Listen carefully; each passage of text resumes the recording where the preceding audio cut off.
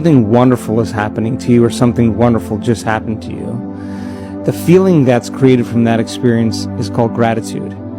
So the emotional signature of gratitude means something wonderful is happening to you or something wonderful has just happened to you. And gratitude is the ultimate state of receiving. It's the ultimate state.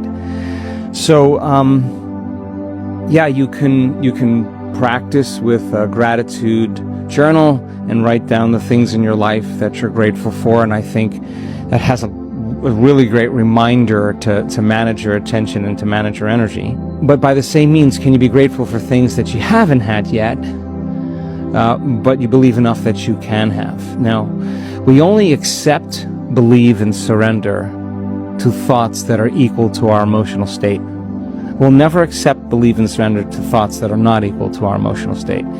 So if you're feeling really unhappy and you're feeling really negatively and you're thinking positively, the thought of thinking positively never makes it past the brainstem to get to the body because the body is feeling miserable. Positive thought never changes the biology. Okay, so people accept, believe, and surrender information equal to their emotional state. You watch something on a program and you get fear. The information that comes in after that fear, you're going to accept. You get a diagnosis, the doctor says you got this amount of time to live and you're in that state. That information is going to go right into your subconscious mind because that information is equal to the emotional state that you're in. Make sense? So you can't think positively as I'm healthy, I'm wealthy, I'm free, I'm unlimited, and your body's going, no, you're not, dude. You're miserable. So the thought never makes it to the body. Okay. So that means then we would have to change the emotional state of the body, and we're doing research on this, really fascinating research on this now. So the person then wants to accept, believe, and surrender to thoughts of their future, and they want to reprogram their subconscious mind to a new future. If they're feeling gratitude, and gratitude is the ultimate state of receiving, they will actually accept, believe, and surrender to the thoughts that they're thinking equal to that emotional state. And that's exactly what programs the autonomic nervous system to begin to make a pharmacy of chemicals that causes the body to move into restoration, growth, and repair, and a lot of immune function.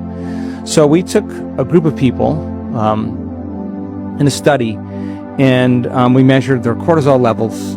We measured an immunoglobulin called IgA, immunoglobulin A. It's your body's natural defense. It's the body's flu shot. In fact, it works better than any flu shot. And so as cortisol levels go up, IgA levels go down, because if you're in an emergency, your immune system's compromised. If all your energy is going to the outer world and you have no energy in your inner world, you're going to be unhealthy, and the internal protection system kind of closes down. Okay, so 4 days of changing their emotions from resentment and judgment and frustration and impatience to gratitude and appreciation. 4 days. And we measured their hearts, because when you're frustrated and you're impatient and you're judgmental, your heart beats very differently than when you're grateful. Well, when you're grateful, your heart starts to beat in a more rhythmic way. And there's a couple pathways where oxytocin signals nitric oxide, and nitric oxide signals another chemical that causes the arteries in your heart literally to swell, to open up. And so when you actually feel gratitude, there's a physiological component that takes place where your heart feels full.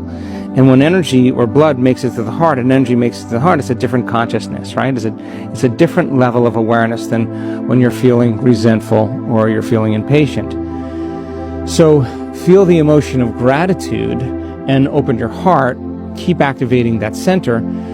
We discovered that when a person feels that emotion, and they do it for 4 days, their IgA levels went up 50% just in 4 days. So there's a robust immune response that takes place by just changing from those limited emotions to more elevated emotions. So we saw that when a person's feeling gratitude, and their heart goes from kind of a very incoherent state to a more regulated and organized state, that once energy makes it to the heart, as I said earlier, somehow it begins to move to the brain. And if you would imagine like grabbing a big sheet and going like this, it's almost like the heart is causing this beautiful pattern of energy moving to the brain, causes the brain to move in these beautiful alpha brainwave states. That is that state of imagination. If you think about it, when you read